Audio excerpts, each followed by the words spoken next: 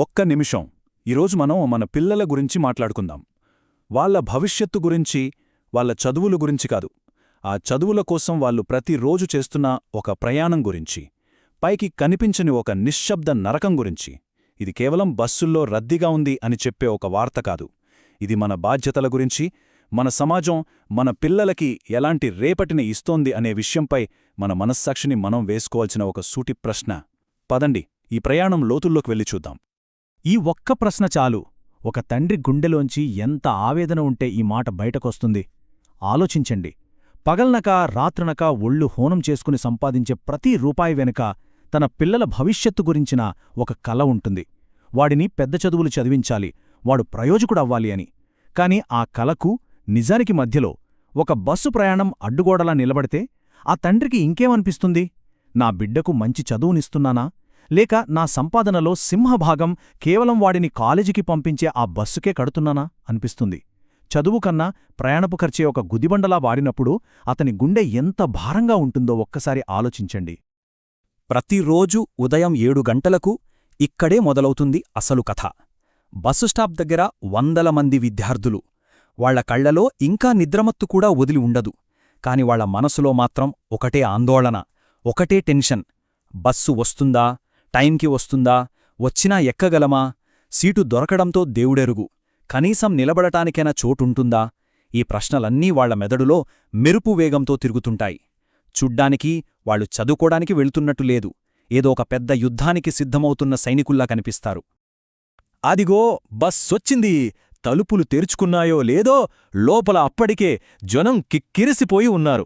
కాని బయట ఇంకా 100 మంది ఒకరినొకరు తోసుకుంటూ, నెట్టుకుంటూ ఎలాగైనా బస్సులోకి దూరిపోవాలనే ఆరాటం. ఎందుకంటే ఆ బస్ మిస్ అయితే క్లాస్ మిస్ అవుతుంది, చదువు వెనకపడుతుంది. ఇది చూస్తుంటే ఏమనిపిస్తుంది? మన వ్యవస్థలో అవసరానికి, సరఫరాకి మధ్య ఉన్న అంతరం ఎంత దారుణంగా ఉందో కదా. ఇది కేవలం అంకెల్లో తేడా కాదు, మన పిల్లల భవిష్యత్తుతో ఆడుకుంటున్న నిర్లక్ష్యం.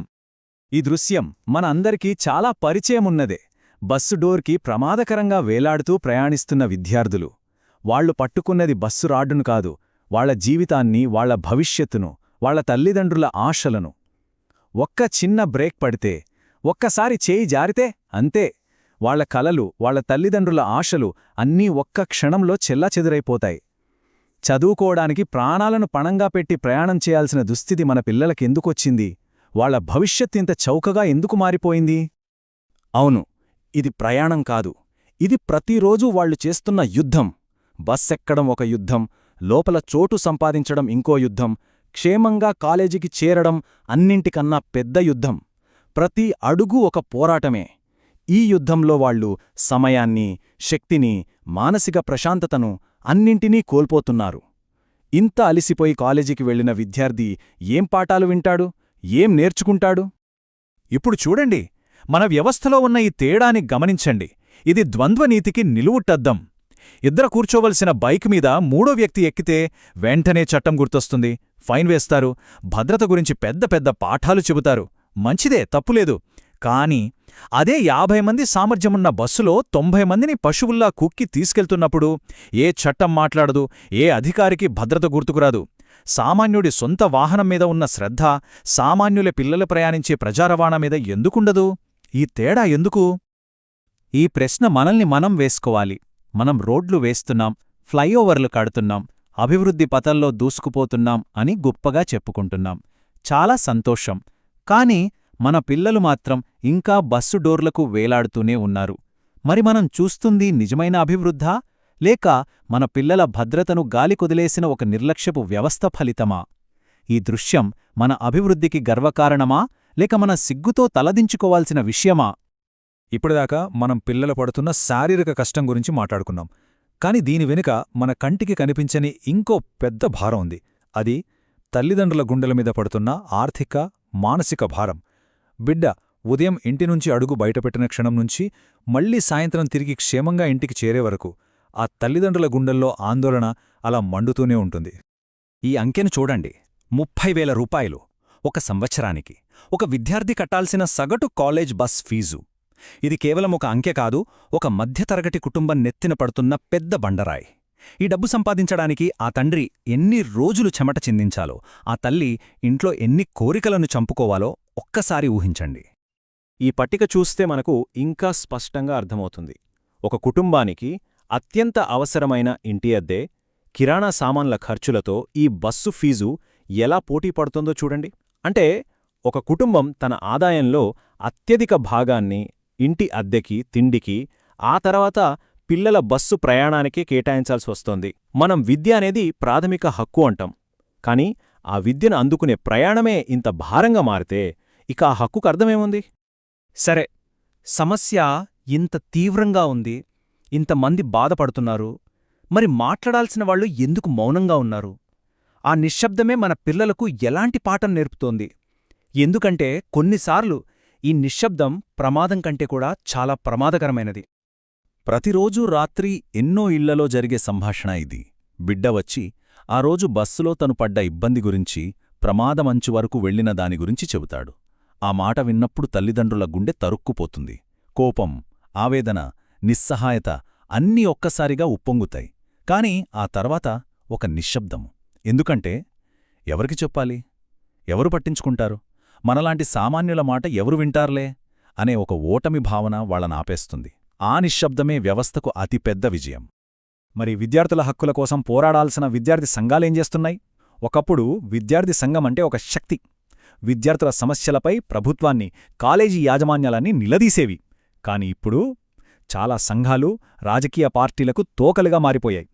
విద్యార్థుల ప్రాథమిక అవసరాల కన్నా పార్టీ నాయకుల ప్రయోజనాలకే పెద్దపీట వేస్తున్నాయి. ఇక్కడ విద్యార్థులు బస్సుల రద్దీలో నలిగిపోతుంటే ఈ సంఘాలు రాజకీయాల్లో దారితప్పిపోయాయి. సరే, ఇప్పటివరకు సమస్యను చూశాం, బాధను అర్థం చేసుకున్నాం, వ్యవస్థను నిందించాం, అంతా బాగానే ఉంది. కానీ ఇప్పుడు మనల్ని మనం వేసుకోవాల్సిన అసలైన ప్రశ్న దగ్గరకొస్తున్నాం. ఈ విశ్లేషణలో అత్యంత కీలకమైన భాగమిదే. ఒక్క క్షణం మీ పనులన్నీ పక్కనపెట్టి ఏకాగ్రతతో వినండి. ఈ రద్దీ, ఈ ప్రమాదం, ఇది ఎవరి బాధ్యత అనగానే మన వేలు వెంటనే ప్రభుత్వం వైపు, అధికారుల వైపు చూపిస్తుంది. అవును, వాళ్లకు ఖచ్చితంగా బాధ్యత ఉంది, కాదనలేం. వాళ్లు వాళ్ల పని సరిగ్గా చేయట్లేదు. కానీ ఒక్క క్షణం ఆగి ఆలోచిద్దాం. నిజంగా బాధ్యత వాళ్లది మాత్రమేనా? ఒక సమస్య వచ్చినప్పుడు వేరొకరిని నిందించడమనేది ప్రపంచంలోనే అత్యంత సులభమైన పని. అది మనకొక రకమైన సంతృప్తినిస్తుంది. నేను సరిగ్గానే ఉన్నాను, వ్యవస్థే సరిగ్గా లేదు అనుకోవడం మనల్ని మనం మోసం చేసుకోవడమే. కేవలం ప్రభుత్వాన్ని, అధికారులను తిట్టుకుని మన బాధ్యత తీరిపోయిందననుకుంటే మనం పప్పులో కాలేసినట్టే. నిందించడం పరిష్కారంలో మొదటి అడుగు కావచ్చు, కాని అదే చివరి అడుగు ఎప్పటికీ కాకూడదు. ఇప్పుడు సూటిగా మనల్ని మనం వేసుకోవాల్సిన ప్రశ్న ఇది. ఈ మొత్తం కథలో ఒక పౌరుడిగా, ఒక తల్లిగా, ఒక తండ్రిగా, ఆ బస్సులో ప్రయాణిస్తున్న ఒక తోటి ప్రయాణికుడిగా, ఇదంతా చూస్తూ ఊరుకుంటున్న ఒక సామాన్యుడిగా మన పాత్ర ఏమిటి? మనమేం చేస్తున్నాం? మన పిల్లలు ప్రతిరోజూ ఆ నరకాన్ని అనుభవిస్తుంటే మనం వాళ్ళకి సర్దుకుపోనాయనా అని సర్దుకుపోవడం నేర్పిస్తున్నామా? లేక ఇది తప్పు, ప్రశ్నించు అని ప్రశ్నించడం నేర్పిస్తున్నామా? గుర్తుంచుకోండి, మన నిశ్శబ్దం కూడా ఒక పాత్రే.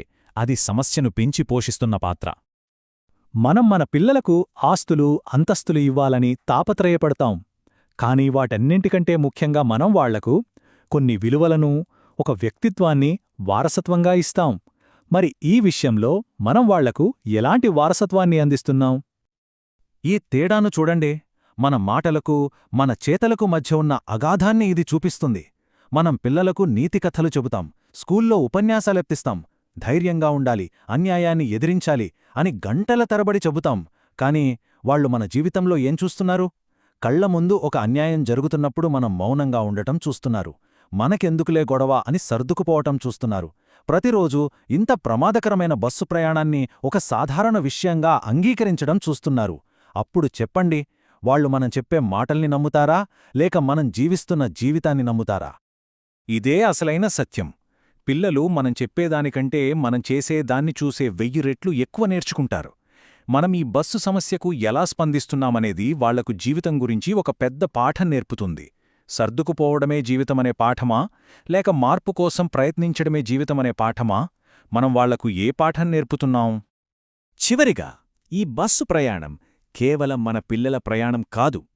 ఇది మన దేశ ప్రయాణానికి, మన సమాజపు ప్రయాణానికి ఒక ప్రతీక. మనం ఏ దిశగా ప్రయాణిస్తున్నాం, ఎటువైపు వెళుతున్నాం? ఈ మాటను మనందరం మనసులో ముద్రించుకోవాలి. నిజమైన అభివృద్ధి అంటే ఎత్తైన భవనాలు, విశాలమైన రోడ్లు కాదు. నిజమైన అభివృద్ధి అంటే ఆ దేశంలోని ప్రతి బిడ్డ భయం లేకుండా భద్రతతో తన చదువును కొనసాగించగలగడం. మన పిల్లలు బస్సులకు వేలాడుతున్నంతకాలం మనం ఎన్ని ఫ్లైఓవర్లు కట్టినా, ఎన్ని మెట్రో రైలు తెచ్చినా అది నిజమైన అభివృద్ధి కాదు, అది కేవలం అబద్ధం. దయచేసి ఈ సమస్యను రాజకీయ కోణంలో చూడటం మానేద్దాం. ఇది ఏ ఒక్క పార్టీకో, ఏ ఒక్క ప్రభుత్వానికో సంబంధించింది కాదు. ఇది మనందరి పిల్లల భవిష్యత్తుకు సంబంధించినది. రేపటి డాక్టర్లు, ఇంజనీర్లు, శాస్త్రవేత్తలు, నాయకులు వాళ్లందరూ ఈరోజే ఆ బస్సుల్లో వేలాడుతున్నారు. వాళ్ల భవిష్యత్తును మనం ఈరోజు కాపాడలేకపోతే మన దేశ భవిష్యత్తును ఎవరు కాపాడతారు? ఈ ప్రశ్నతోనే నేను ఈ విశ్లేషణను ముగిస్తున్నాను. ఒక్కసారి మనస్ఫూర్తిగా ఆలోచించండి. మన కళ్ల ముందు కనిపిస్తున్న ఇంత చిన్న సమస్యను, అంటే మన పిల్లలకు ఒక సురక్షితమైన బస్సు ప్రయాణాన్ని మనం అందించలేనప్పుడు, ఇక కంటికి కనిపించని ఎన్నో సవాళ్లతో నిండిన రేపటి ప్రపంచంలో వాళ్లకు మనం సురక్షితమైన భవిష్యత్తుని ఎలా ఇవ్వగలం? ఈ ప్రశ్న మనల్ని నిద్రపోనివ్వకూడదు.